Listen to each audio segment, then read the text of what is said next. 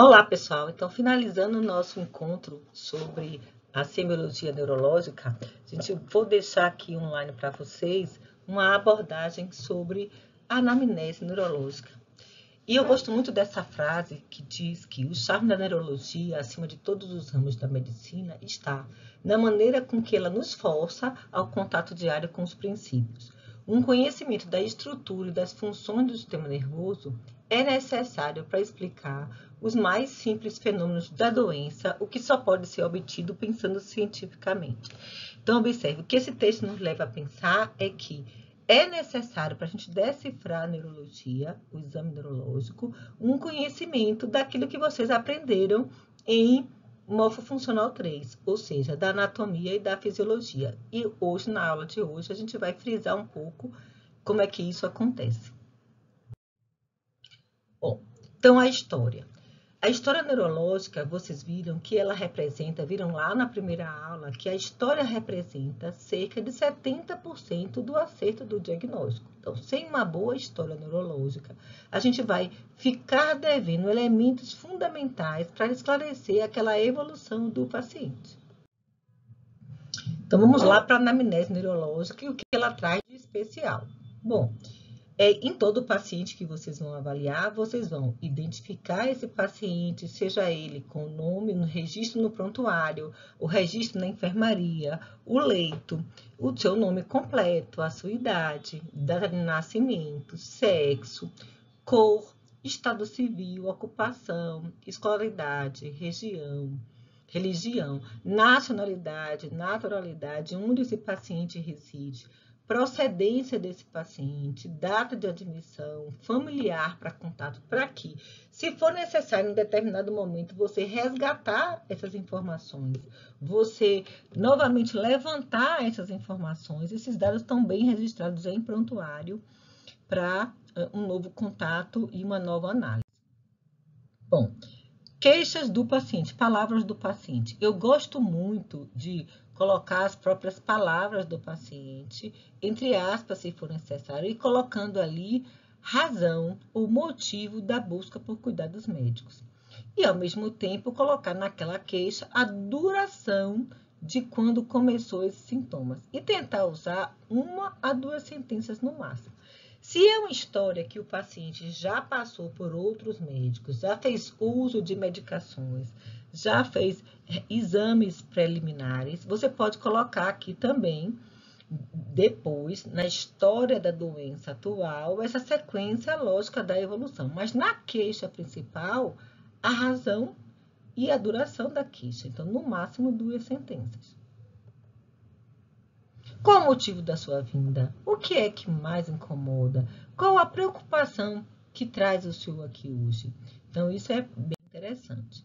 Na história da doença atual, a gente vai, a partir da identificação do sintoma guia, detalhar aquilo que foi contado como queixa principal, organizar cada queixa de forma cronológica, na sequência de tempo em que aconteceu, descrevendo toda a evolução do paciente, do início até o estado atual, usando de preferência já termos semiológicos e evitar perguntas que a resposta é sim ou não. Então, a gente vai deixar em aberto para que o paciente possa contar. Alguns professores gostam de usar o termo literatura médica, para que ele possa contar a história da sua vida e a história dos sintomas até chegar até ali.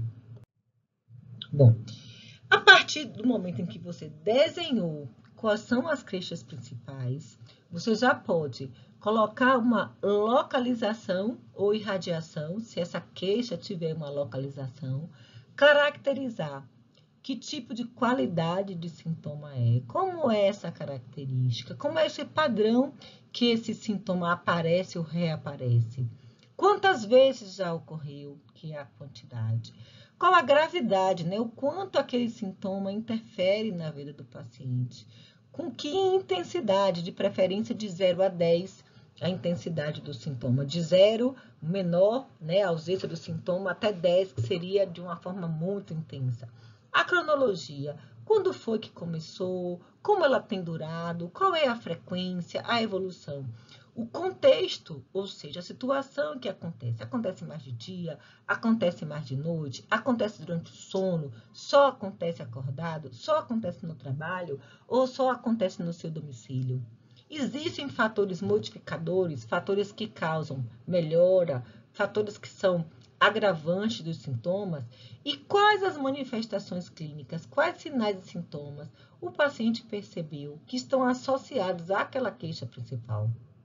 Então, tudo isso é extremamente importante para a gente decifrar que categoria nosológica está acometendo o nosso paciente.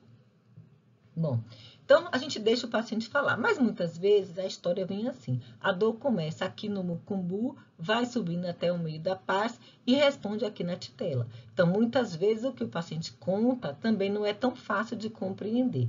Mas se ele diz que a dor começa acima do mucumbu, então o senhor pede para ele, aponta aí onde é o mucumbu.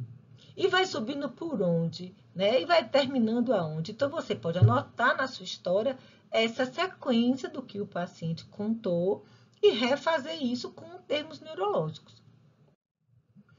Então, a partir dessa observação que existe um tempo, né, de evolução, essa evolução da queixa pode ser uma queixa estática. A doença aconteceu o pico de gravidade e ela se manteve praticamente estável, como o que acontece num déficit motor pós-acidente vascular cerebral. Ou ela pode ter episódio de surto e melhora. Acontece o episódio, o paciente se recupera, mas ele não volta a ser como ele era antes. Depois ele tem outra recaída e aí um déficit maior, e outra recaída e um déficit maior. A cada episódio que ocorre, ele não volta a ser como ele era antes do sintoma. Ele tem déficits que vão aumentando de acordo com o retorno do sintoma. Isso é uma característica de surto e melhora.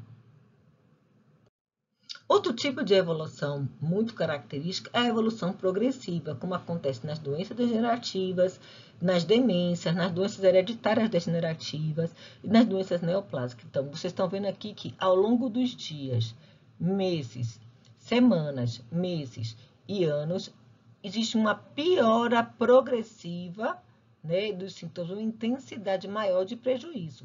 Essa é a evolução progressiva. Nós podemos ter também uma evolução intermitente, ou seja, o paciente tem o episódio, mas ele se recupera completamente e volta para o normal antes do próximo episódio.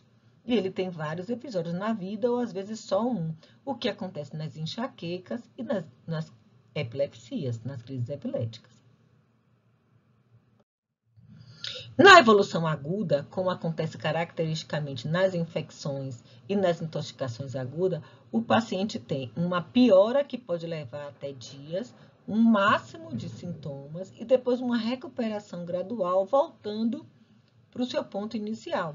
Então, essa é uma evolução aguda, como é nas doenças agudas, como meningites, encefalites, etc. Bom, então, falando sobre essa história da doença, quando a gente termina a história da doença, a gente deve abordar os antecedentes médicos, né? Ali ainda na história da doença atual, você pode complementar ou com interrogatório sistemático envolvendo outros sistemas, então queixas de sinais e sintomas envolvendo outros sistemas, complementando a sua história da doença atual ou partir para os antecedentes médicos. Essa ordem de interrogatório sistemático ou antecedente médico, ela pode variar. Mas a história neurológica, ela tem que constar a história fisiológica do desenvolvimento desse paciente, né? Como foi a gestação, como foi o histórico de parto, o desenvolvimento físico e motor, as doenças da infância, e eu marquei em amarelo porque isso, claro, se refere de forma mais importante às crianças e aos adultos jovens, né? Os adultos e os idosos possivelmente se lembrarão mais da sua história sexual, do desenvolvimento sexual, a sua história médica pregressa, as doenças do adulto e as medicações em uso. Quanto mais jovem for o paciente, mais importante resgatar desenvolvimento físico e psicomotor e os históricos associados à infância e ao desenvolvimento. Bom, então ele pergunta aqui, o senhor tem alguma doença? Não, doutor, eu não sinto nada. Mas o senhor toma algum remédio com frequência? Só os da pressão e do diabetes. Então, observe que da forma que você pergunta, o paciente pode ter uma boa compreensão, uma boa resposta, mas às vezes a sua pergunta não é exatamente clara, né? O senhor trata algum sintoma, o senhor usa alguma medicação regularmente, pode ser uma informação, uma colocação mais pertinente, uma interrogação mais pertinente do que simplesmente perguntar se o senhor tem alguma doença. Então, a forma que o médico vai se colocar nessa forma da entrevista vai ser essencial. Além disso, a gente vai interrogar histórico de alergia que esse paciente pode ter, históricos de cirurgias prévias, de uso de sangue derivados, internamentos com doenças prévias, histórico de traumas, de acidentes de trabalho, histórico de vacinações, o que é que ele realiza de exames preventivos, o que é que ele já fez anteriormente de tratamento, o que é que ele já fez de abordagem psicológica ou de tratamento psiquiátrico. É importantíssimo a gente decifrar a história de vida desse indivíduo, né? E saber nesses itens do interrogatório se tem algo que contribua para a gente entender melhor a doença atual. Bom, nos antecedentes também a gente vai perguntar a história obstétrica, principalmente se for uma mulher, claro, se for uma mulher, né, número de gestações, número de partos, número de abortamentos, número de nascidos vivos, tá? A história familiar dessa pessoa, histórico de saúde dos seus ancestrais, ex-avós, parentes de primeiro grau, cônjuges, seus genitores, seus filhos e a dinâmica das relações familiares, tentando identificar aqui se a gente tem alguma situação que pode contribuir para o agravo ou para o alívio da história da moléstia atual. Então, vocês estão vendo que, enquanto eu falo da história neurológica, até aqui ela não diverge em muita coisa da história tradicional de anamnese realizado para investigação de outros sistemas, tá? Mas vocês vão coletando as informações e vão fazendo todo um raciocínio neurológico a respeito. Tá? Então, eu marquei aqui que esses dados são importantes para o sexo feminino, especialmente.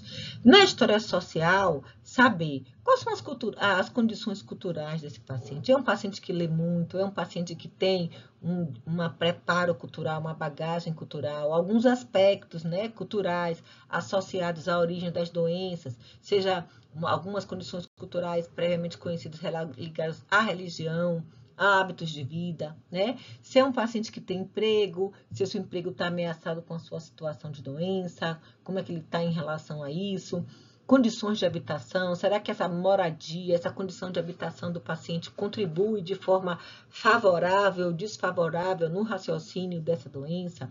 Como é que são as condições de alimentação? Será que alguma carência alimentar, alguma carência de nutriente pode ter promovido essa doença? Será que pode ter agravado essa doença ou provocado? Ele cria animais, esse cuidar de animais, esses animais numa íntima relação com a família, o animal pode ser um vetor de transmissão de alguma doença, o contato com esses animais pode suscitar ao médico alguma preocupação específica? Como são seus hábitos de vida, né? Uso de álcool, uso de substância, exposição a substâncias químicas, tudo isso pode repercutir na saúde geral e neurológica desse paciente, onde ele mora, de que viagens ele já fez. E aí eu coloco novamente aqui um interrogatório sistemático de outros sistemas que pode vir antes do histórico ou depois do histórico, a depender da preferência do examinador, tá? Mas que complementa com mais informações, né?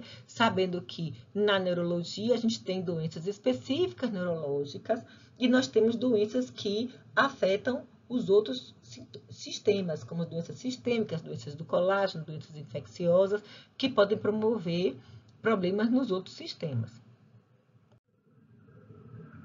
Os sintomas mais comuns são cefaleia, tontura ou vertigem, déficit motores, alterações na sensibilidade, dores no pescoço ou nos braços, dores lombares ou em membros inferiores, perda súbita de consciência, perda de memória.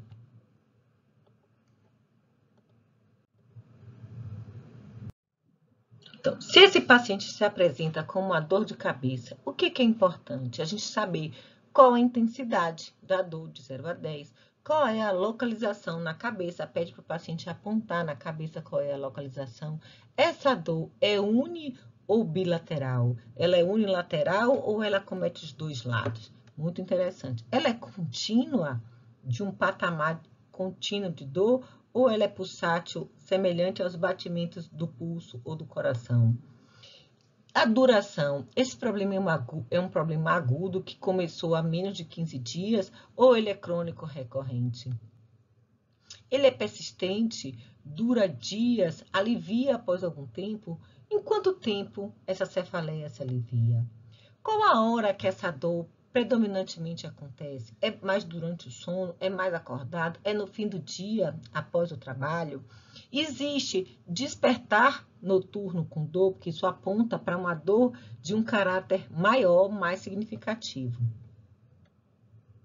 Esse paciente tem náusea ou vômito associado a essa dor, como acontece nas enxaquecas, mas também pode sugerir uma hemorragia, se for algo mais agudo, um processo expansivo intracraniano, ou um tumor. Quanto mais tempo essa dor está presente, quanto mais crônico, mais a sugestão de que seja uma coisa tumoral, neoplásica, e não uma coisa aguda, como hemorragia e enxaqueca.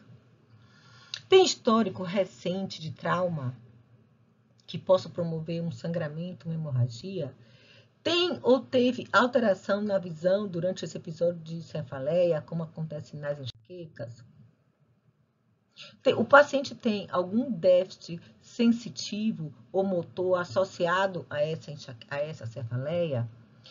Sintomas associados. Durante a cefaleia, ele tem tosse, ele tem espirro, ele tem rinorreia, ele tem alteração, incômodo com a luz ou com o som, lacrimejamento, esse lacrimejamento, secreção nasal unilateral. Existe algum fator de piora? Existe algum fator de alívio? Tem na família pessoas que têm uma cefaleia semelhante a essa, que possa ser uma enxaqueca? Que tipo de tratamento esse paciente já realizou? Já no interrogatório sobre tontura e vertigem, é importante saber do paciente se ele tem a perda de equilíbrio e queda, ou se ele somente sente que as coisas estão girando sem ter queda e sem alteração de equilíbrio, tá? Primeira coisa que a gente pergunta é se esse paciente, né, além da gente perguntar quando começou, quanto tempo dura, perguntar se esse paciente está em uso de algum medicamento e observar se esse medicamento pode cursar com tontura ou vertigem. Anotar sintomas e sinais associados a essa tontura e vertigem, como diplopia, visão turva, disartria, dificuldade com a fala, ou ataxia, dificuldade com a marcha, porque isso pode estar significando que o paciente está naquele momento tendo sintomas de um AVC. Quando a gente fala de dor ou dormência nas mãos, nos braços, nas pernas e nos pés, além daquilo que a gente já conversou no início da aula, né, a duração, o início, se é agudo, se é subagudo ou crônico. A duração, se ela é constante ou se ela é intermitente em episódios. Se ela é simétrica ou assimétrica, para a gente ter uma ideia da localização anatômica. Se esse paciente que tem dor dormente nos braços e nas mãos, nas pernas e nos pés, se ele tem um histórico de diabetes mellitus, doença da tireoide, anemia ou histórico de vitamina B12 baixa, porque isso pode estar associado a uma polineuropatia associada a uma doença de base. Investigar se esse paciente tem um histórico de trauma de coluna ou de hérnia de disco com ou sem cirurgia. Investigar qual é a relação dessa dor com os movimentos do pescoço, ombro e dos braços ou dos membros inferiores. Piora, melhora, consegue, dificulta? Quais são os fatores de alívio? Quais são os fatores de piora? Tosse, espirro, defecação, piora a sua dor, a sua dormência? Existe fraqueza, existe déficit motor, além da dor e dormência. Tem déficit motor no braço, na mão, na perna, no pé?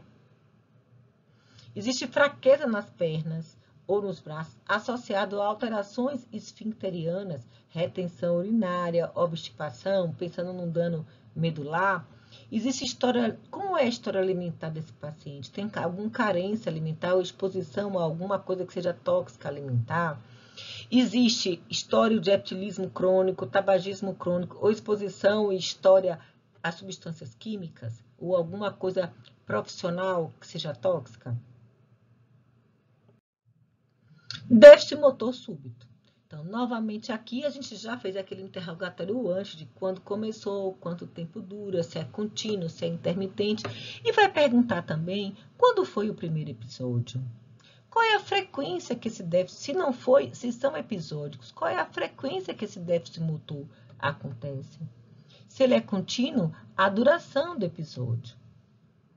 Caracterizar cada episódio se forem episódios separados. Anotar dificuldades associadas a esse déficit motor, pensando também em diferenciar se ali há um comprometimento encefálico central. Sintomas associados, como a gente já falou antes, história prévia de hipertensão arterial sistêmica, diabetes mellitus, doença coronariana e uso de substâncias. História prévia de vida desse paciente e uso de medicações que possam promover ou estar associadas a uma história de déficit motor súbito. Histórico de perda da consciência e principalmente no diagnóstico diferencial, que é muito comum de síncope para a crise epilética, embora hajam outros, tá? Então, os pacientes que têm um histórico de que perdeu a consciência, tentar fazer uma escala de tempo. Com que frequência isso acontece? Qual é a duração de episódios? Caracterizar cada episódio, recordar junto com o paciente como foi o episódio. E se por acaso o paciente perdeu a consciência, o acompanhante que estava, se ele viu, se ele é capaz de recordar como foi cada episódio, ou se ele filmou cada episódio, que é um recurso hoje que a gente pode usar muito. Como é que o paciente estava quando tudo começou? Como é que começou o episódio de perda de consciência? Foi uma queda, ele se protegeu, ele caiu de vez no chão, ele avisou que estava ficando, perdendo a visão, que estava suando frio. Como foi esse pródromo e esse início do episódio? Caracterizando, então, cada episódio, anotando se houve dificuldades associadas de fala, de visão, deglutição. Se o paciente teve algum sinal e sintoma após o episódio, se fez xixi na roupa, se evacuou na roupa, se mordeu a língua, se sangrou o lábio, se salivou bastante, se roncava. Tudo isso é importante. A história prévia dele é a história familiar de perda de consciência, tá? E claro que a gente vai perguntar também sobre se ele usava medicações que pudessem promover isso. No histórico de perda de memória, o que a gente vai estar atento? A escala temporal e a evolução do quadro. O que o paciente se esquece? Ele se esquece do passado ou ele se esquece do que ele acabou de aprender? Vocês viram que isso tem importância lá em morfofuncional. Esse paciente que está perdendo a memória, ele tem comportamentos inadequados, ele tem problemas para controlar o seu dinheiro, tendência a se perder, exposição sexual, desinibição social, que mostram para a gente que o comprometimento dessa condição de memória e de adequação social é mais ou menos importante. Dificuldades associadas desse paciente, dores de cabeça, alterações na fala, na visão, na deglutição, na marcha, que possam estar envolvidos. Histórico recente de aposentadoria, por exemplo, dificuldade para caminhar, se equilibrar ou de esfíncter, como acontece em muitos idosos. História, se esse paciente tem uma história de exposição a infecção sexualmente transmissível, HIV, anemia, doenças da tireoide, deficiência de vitamina B12, porque isso pode promover demências secundárias. Exposição a álcool, substâncias ilícitas ou medicações que também podem promover perda de memória, como o Zolpidem, que hoje em dia é muito utilizada para o sono, benzodiazepínicos, e outras substâncias. História familiar desse paciente de demência ou de uma demência específica mais comum, doença de Alzheimer. Bom, uma vez que a gente já conseguiu identificar essas características, a gente fez uma construção de uma história neurológica, desconfia, né, de algumas etiologias. A gente vai agrupar aquilo que a gente levantou na anamnese, tá? E já vai traçando um perfil. Esse histórico que o paciente me contou, essa história é de uma doença progressiva degenerativa ou sugere mais que é uma doença do desenvolvimento infantil ou que ele já trouxe de bagagem genética? Ou é uma doença imunológica de uma reação inflamatória que apareceu agora? Ou sugere que ele tenha tido uma infecção? Ou talvez a história dele sugira que ele tem um erro metabólico, porque isso começou muito na infância e tem acontecido com a piora progressiva. Ou neoplásica, eu tenho um histórico de piora progressiva, de sintomas, de intensidade, ou de carência nutricional. Ou, ao contrário, tóxica, exposição a alguma substância capaz de danificar o sistema nervoso. Ou é um paciente que teve um histórico de trauma recente, com a pancada recente, um acidente que possa ter promovido esse déficit, ou é vascular. Então, a gente vai pensar nas características etiológicas para essa origem. Então, a gente tem aqui de degenerativo, do desenvolvimento genético, imunológico, infeccioso, metabólico, neoplásico, nutricional, carencial, tóxico, traumático ou vascular. Então, eu já vou pensar nessas características etiológicas. Com tudo que você colheu na história e com mais o exame físico, você vai poder agrupar melhor. Então, veja, nas doenças degenerativas, quais são que se agrupam nessa etiologia? Doença de Alzheimer, doença de Huntington, doença de Parkinson, esclerose lateral amiotrófica. No desenvolvimento, as distrofias musculares, as malformações do sistema nervoso, como arnold-Chiari ou seringomelia. Na imunológica, uma resposta desmelinizante, como na esclerose múltipla, na síndrome de Guillain-Barré ou na miastenia graves. Infecciosa, o paciente tem um histórico que sugere uma meningite bacteriana ou abscesso cerebral, ou encefalite, ou uma demência associada ao HIV, ou ainda neurosífilis, sífilis terciária. Na metabólica, se esse paciente tem um coma hipo ou hiperglicêmico, complicações do diabetes, complicações de doença do fígado, tá? Uremia, né, por insuficiência renal, ou se esse paciente tem, por exemplo, uma fenilcetonúria, que é um erro inato do metabolismo do qual ele já nasceu. Neoplásica, será que esse paciente tem um tumor que está associado ao sistema nervoso, um tumor maciço ou um tumor que está disperso no corpo todo? Nas questões nutricionais carenciais, a gente já viu casos como encefalopatia de Wernicke por carência de vitamina B, a gente tem também encefalopatia, às vezes, combinada com carência de vitamina B12. A gente tem as tóxicas, que são associadas à exposição ao álcool, outras substâncias recreacionais e alguns efeitos adversos de medicamentos, como a gente falou, por exemplo, de perda de memória associada ao Dupidem, que é um remédio hoje muito utilizado para dar sono. Traumática, por acidente, compressão por esmagamento, por aprisionamento, tá? Ou vascular, como nos acidentes vasculares, ruptura de aneurismas e hemorragias intracerebrais. Então, a cronologia, o tempo de evolução dos sintomas, a forma que os sintomas se apresentaram, vão ajudar vocês a pensar na categoria etiológica e juntar a informação que vocês têm da anamnese, da localização do exame físico com a categoria etiológica, buscando confirmar o seu raciocínio.